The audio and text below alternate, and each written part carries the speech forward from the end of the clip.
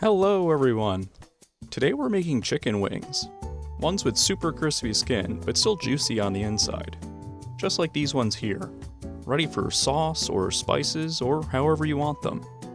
And what if I told you that you don't need to fry them? Let me show you how it's done. To begin, we're going to need some chicken wings. You can use full wings, flats, drums, or both, like I have here. The process is all the same. But either way, you'll want them fully thawed and relatively dry, if you were using, say, frozen wings. For this step, you can dry them by draining any liquids they may be sitting in, and/or giving them a quick pat down with a paper towel. Next, we'll dry brine our wings, but with an extra ingredient or two you might have never considered. We'll be using salt, which I don't think is to anyone's surprise, but it does serve a dual purpose. Not only does it flavor the meat, but it also pulls water out of it, which will aid in making things more crispy. We'll also be using Chicken Bouillion Powder, one of my favorite tricks. This is optional, but flavoring chicken with more chicken really is a game changer, so give it a shot. We'll be using this at a later step. And last, but most importantly, we'll be using baking powder. Now let me explain this one. Baking powder is alkaline, meaning it has high pH, higher than the chicken at least. This heightened pH causes proteins in the chicken to break down, creating tiny air bubbles in the skin, which increase the surface area and expand when cooked, giving us drastically crispier results. Kind of like the texture in crackling pork rinds. This reaction allows us to achieve super crispy results without the hassle of frying. Now back to our wings. We'll simply just add our salt and baking powder and thoroughly mix them, making sure everything is evenly distributed. Thorough is the name of the game here. The baking powder is prompting a chemical reaction, and we want that reaction to occur evenly across all of our wings. So just give the wings a good massage. They deserve it. Next, we'll place our wings on a wire rack on a sheet tray.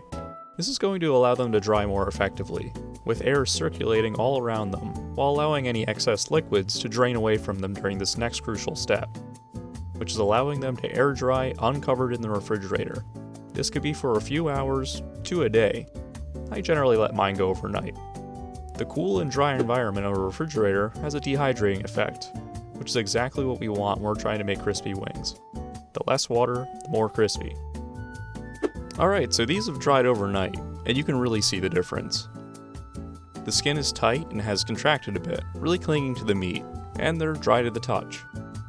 We can pretty much guarantee that these are going to crisp up really well, but I'm not out of tricks yet. We're busting out the full crispy arsenal. Let's get our wings into a bowl and season them.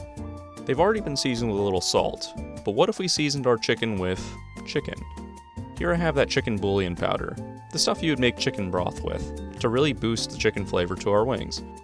This is optional, but it's one of my favorite things to do when it comes to seasoning meat. I'm going to mix the bouillon powder with a little corn starch, and then add a little oil to make a slurry.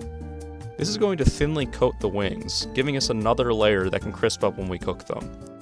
This, along with our baking powder chicken skin bubbles, will really make these wings insanely crispy.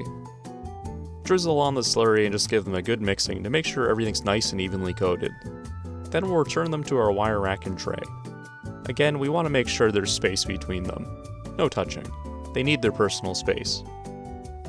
We're going to be cooking these in a two-stage process. First at a lower temperature to gently cook the inside and render off any excess fat that could make them soggy. Then a second time at a higher temperature to crisp up the outside.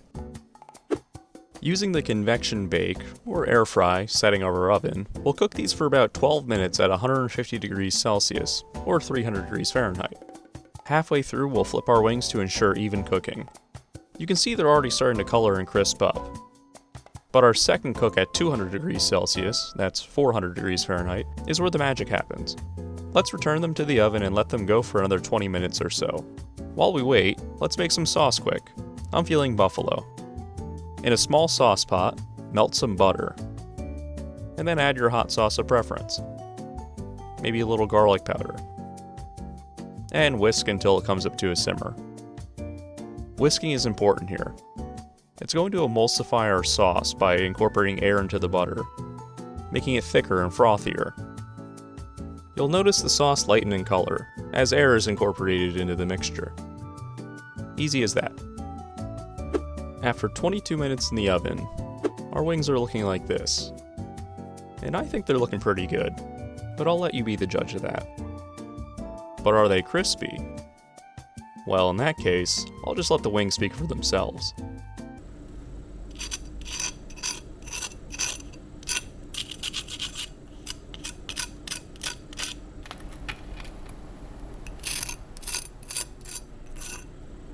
I'd say that's a pretty good indication if you ask me.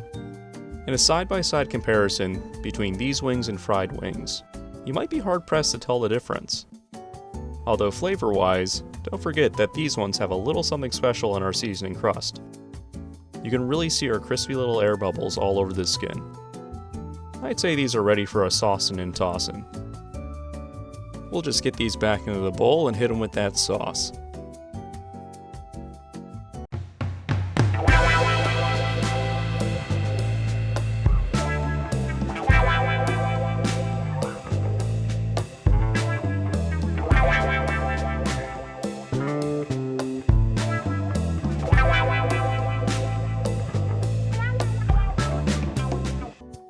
Notice how nicely the sauce coats the wing, and has that glossy finish to it.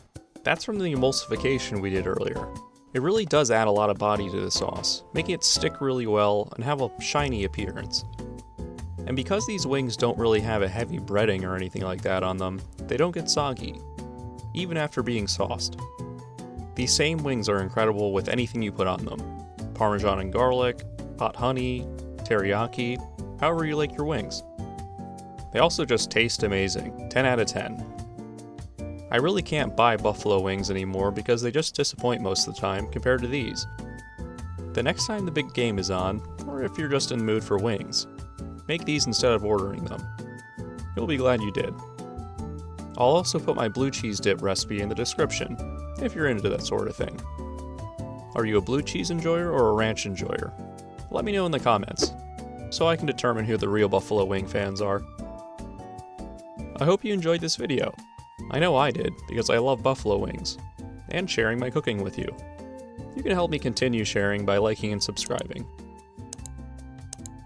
And as always, thanks for watching.